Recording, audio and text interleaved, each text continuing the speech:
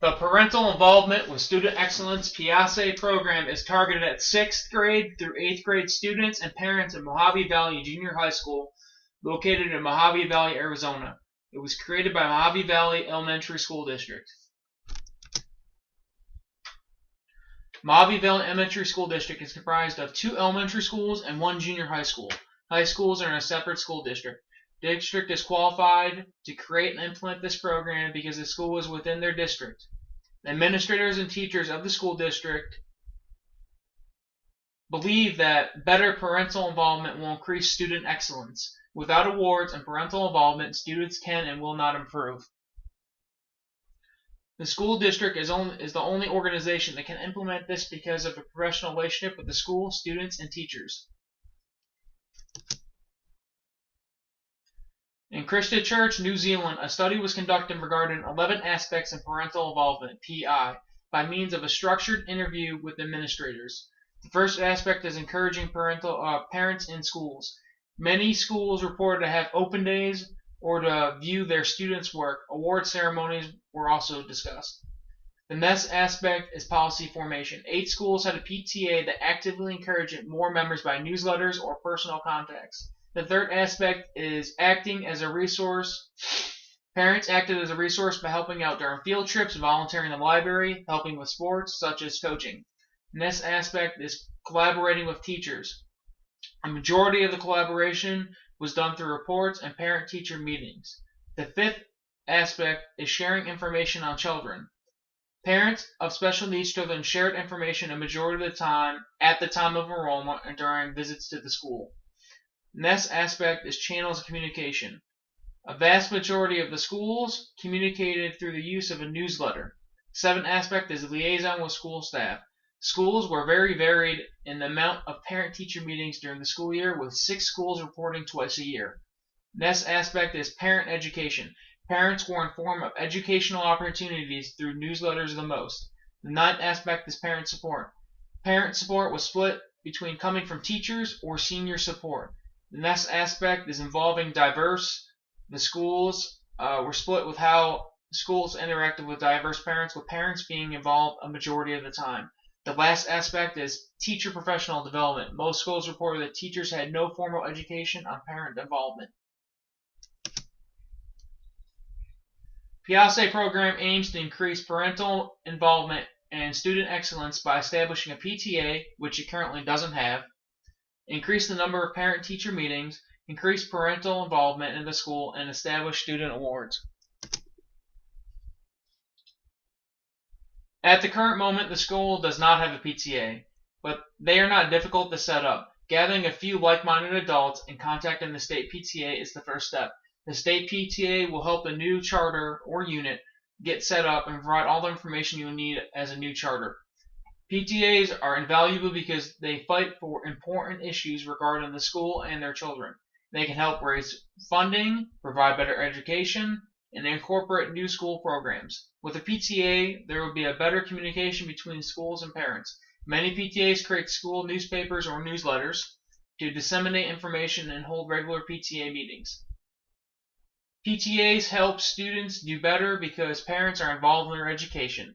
Members of the PTA pay membership dues, but they always go to programs that support your local PTA.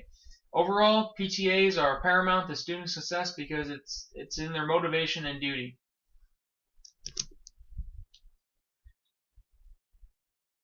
The school only does one parent-teacher meeting during the entire school year, and it occurs at the very beginning of the school year before students have any grades. The purpose of these meetings is to establish a trusting relationship between the teacher, parents, and students. It is also to evaluate the student on how their academics are proceeding. If a meeting has taken place before any real work has been done, then the meeting's purpose is failing. Also, for the remainder of the year, a majority of communication is done by email. Email is convenient but easily ignored. I'm proposing a minimum of 1 meeting a month to evaluate the students so that parents are involved. I would also like to see the meetings broken up by subject area on different days so that parents are properly informed of their child's academics no matter the class. Parents volunteer at their children's school much more frequently when they are in elementary school. When the child enters junior high school, the volunteering stops or decreases significantly. There are a few reasons why this occurs. First, parents are seeing their kids as maturing a little and trust that they will excel on their own. Another reason is that parents might feel as if their children's schoolwork is too advanced that they couldn't help them with it. This is not to say that parents can't perform junior high homework.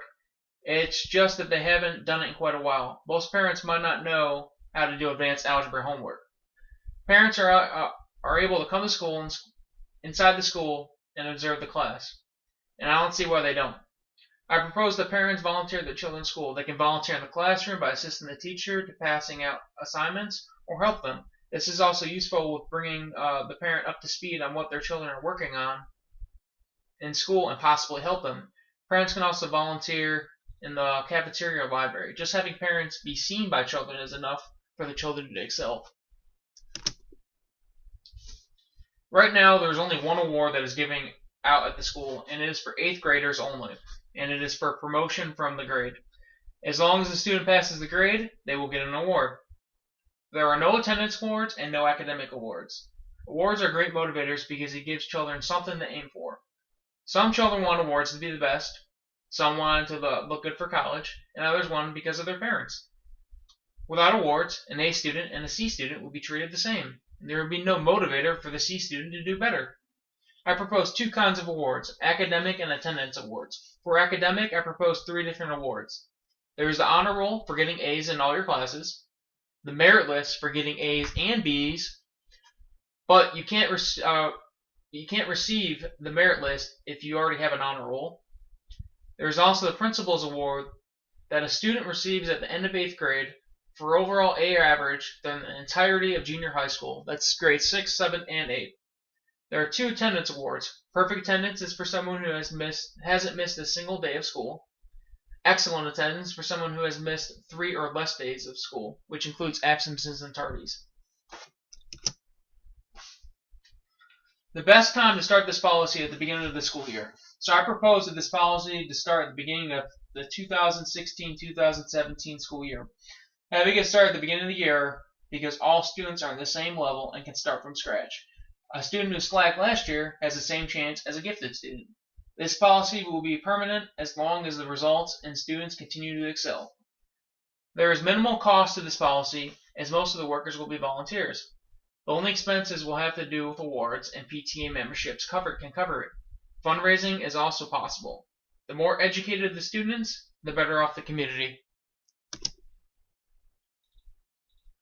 The outcome of this policy is that parents will be more involved with their children, which will radiate to their children and who want to excel. I believe that children will get better grades and have better attendance. Many children will do this to get awards and make their parents proud. Improvements year to year might not be as much, but even a little is an improvement over the previous year. To evaluate children's academics, look at their grades compared to the previous years, or you can look at the final state exam at the end of the year. You can evaluate attendance by comparing them to previous years. If there are higher grades and less absences, that could be a sign that the program is working. This is the end of my briefing. Does anybody have any questions?